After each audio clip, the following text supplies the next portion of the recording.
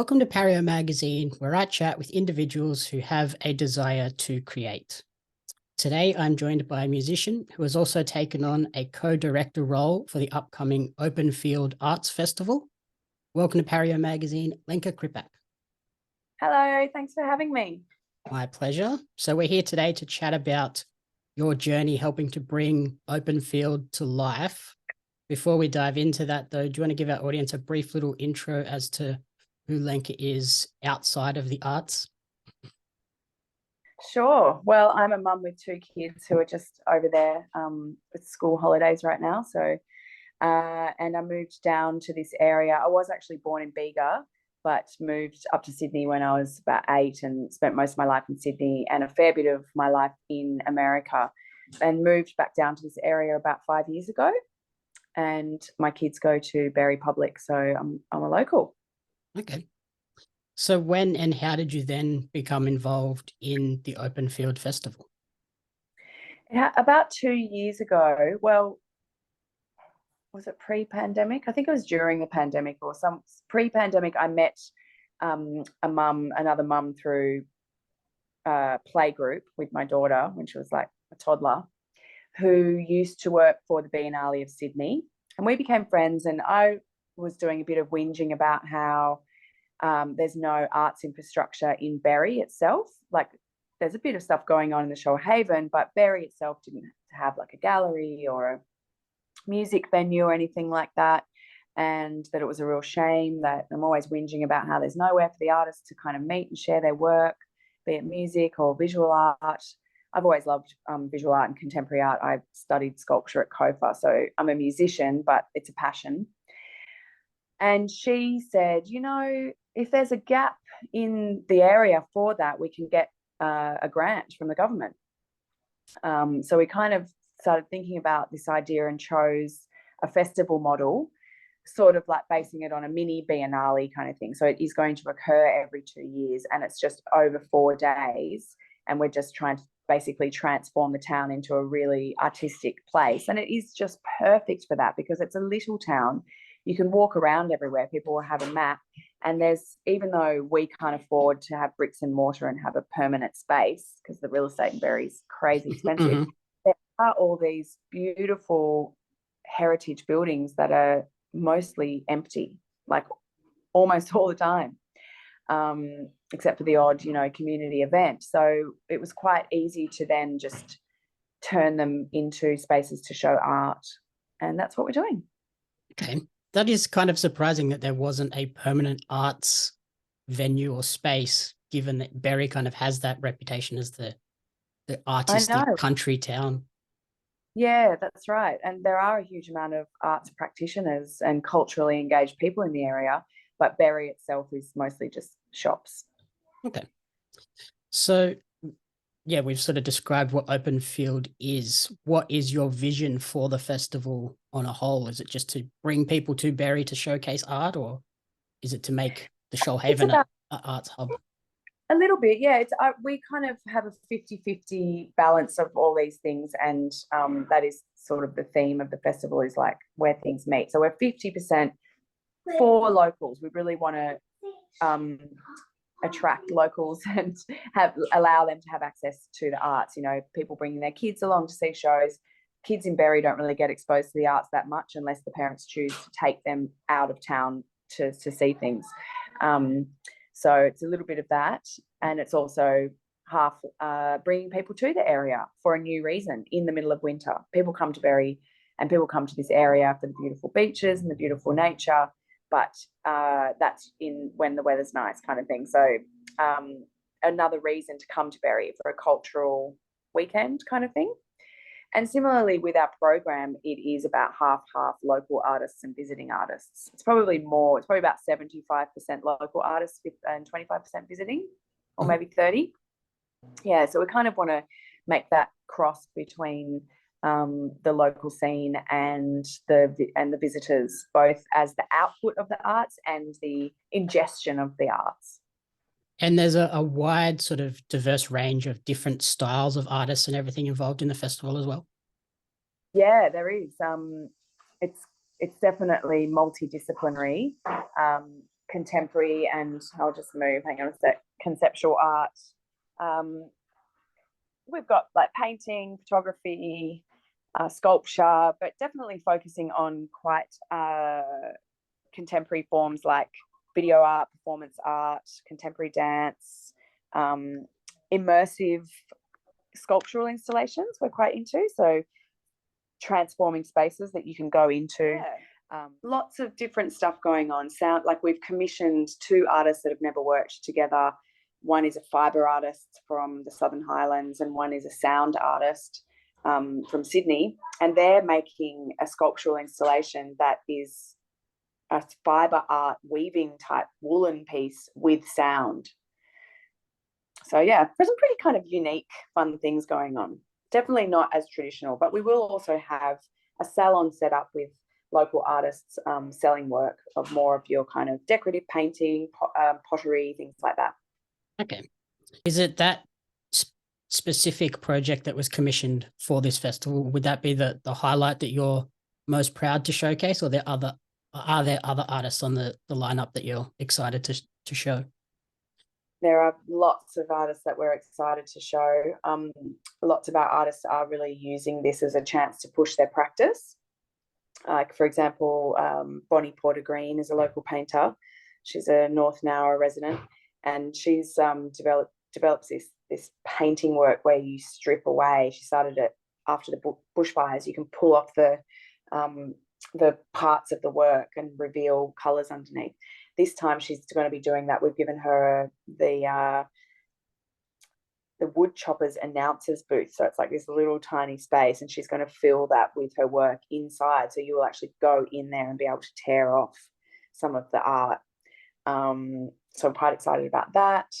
I'm really excited to have Tamara Dean, who's quite a well-known Australian photographer who happens to be based down here as well. We're doing an outdoor projection of her work, a video work of hers, which will be really gorgeous. Yeah, I'm quite excited about that. Fibre art, sound art. That's Natalie Miller and Amanda Cole, because that's the first time that they've worked together, and I think it's going to be one of the first times that something like that has happened. What else? Oh, we're excited about so many things. We've got Glenn Barkley he's a ceramicist, filling the entire courthouse, which is a really beautiful heritage building in Berry, with a ceramic installation of 1,000 small pieces. Okay. So there's lots of really quite fun conversation starters happening that I'm proud to show. Yeah. And given that this whole idea sort of sparked from just a random encounter and a random conversation, how special is it now to be able to showcase the Shoalhaven as sort of this hotbed for art? Oh, it's so special, I reckon. And it feels like we're part of a zeitgeist, like it's happening left, right and centre now. There's so much arts happening in the Shoalhaven, and there's more and more attention being paid to that, and more of a light being shined on that. So it feels really nice to be a part of something that is attracting attention to this area and showcasing all the amazing artists down here. We've met so many people through it, and so many connections have happened between artists. It's been awesome. Has that been sort of one of the highlights, to see all these new artists now? Oh, there's someone that I can collaborate with and work together. Definitely. It's definitely made my life much more interesting, the amount of conversations that we're having about art, and we're really just living and breathing it and watching people make relationships and go, yeah, let's do something together. It's been really great. And then as an artist yourself, will you personally be showcasing any of your work? I will be performing on the acoustic music night with a bunch of yet to be announced artists that are from the local area and also coming down to perform. My husband James, who is an illustrator and an artist and designed our logo, is one of our sculpture installations. Yeah, I'll be doing music, but other than that, I think I'll be a bit busy being kind of like running the show, running around, putting out fires, so to speak. Yep. I wouldn't mind getting involved, and I'm the one that commissioned the work with the sound and the fibre art, so I feel like I'm really creatively involved, and my brain is like firing constantly. But yeah, I'm just going to do a small set of music. I think that's about as much as I'll be able to focus on my own practice during the festival. Okay. And then for yourself personally, as a resident of Berry, how does the Mhm. Shoalhaven and everything influence your arts practice? I have definitely written a few songs recently that are very much inspired by this area. I've just written a song called Cabin that uses a metaphor of a cabin in the woods and being somewhere that you can kind of escape to, but within yourself. And that song wouldn't have come about if it wasn't for living down here.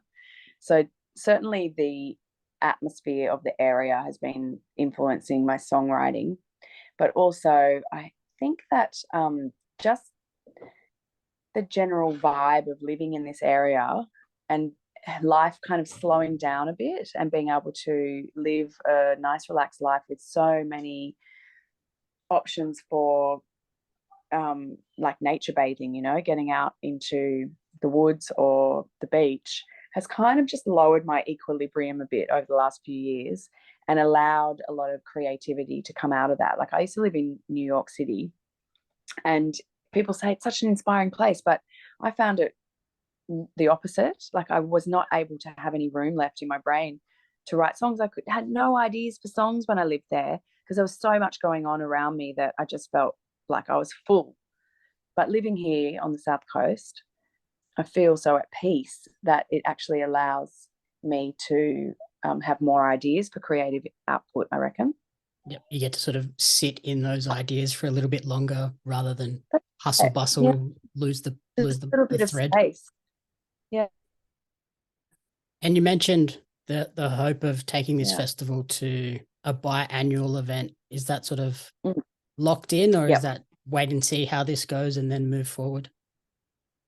Um, it's not locked in. Like we haven't booked the spaces or anything yet for 2025, but it's definitely the plan. Everybody tells us we're going to learn so much and we're going to change so much after doing the first one. So we'll have to see whether that happens and it has to take a different form. Um, we're starting pretty big with the first one, and I suspect maybe we'll find that it's too big, or maybe we'll be like, that was great, let's even get bigger.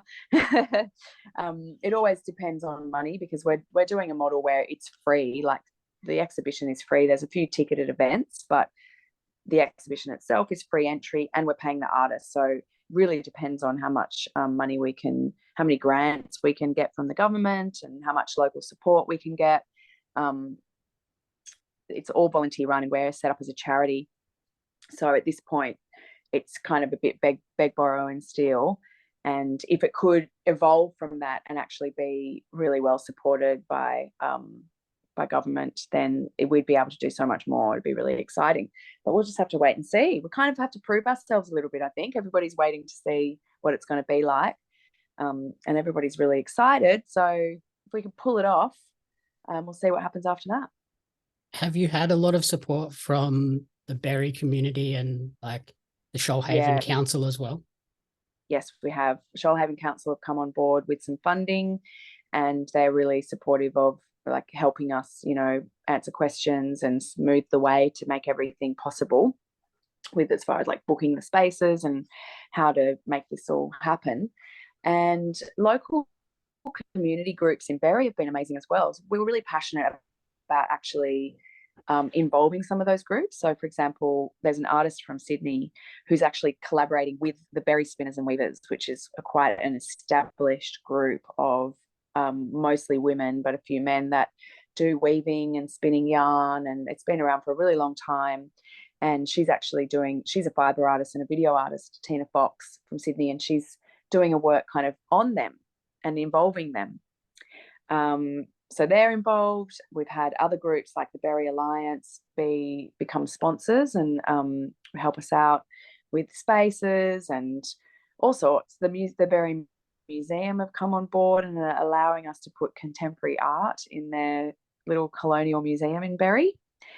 I've found it to be really open and amazing, and like people are excited for something to evolve and something creative and exciting to happen that is led by the local community. Okay. And then one last question with the potential future events, are you hoping to stay just in Berry, or is there potential to then maybe expand to the wider Shoalhaven and go out to like the Shoalhaven heads or into Nowra and then out to sort of the other beach Yeah. towns? Well, we are a tiny bit spreading out. Like there might be a couple of satellite venues that aren't in Berry itself. Like for example, Bangalore Restaurant have come on board as a sponsor, and they might be putting on like a special dinner menu. That's in Shoalhaven Heads. There's a space in Black Forest that is going to maybe run some workshops. That's a driving kind of thing. But for the most part, we wanted it to be a walking festival.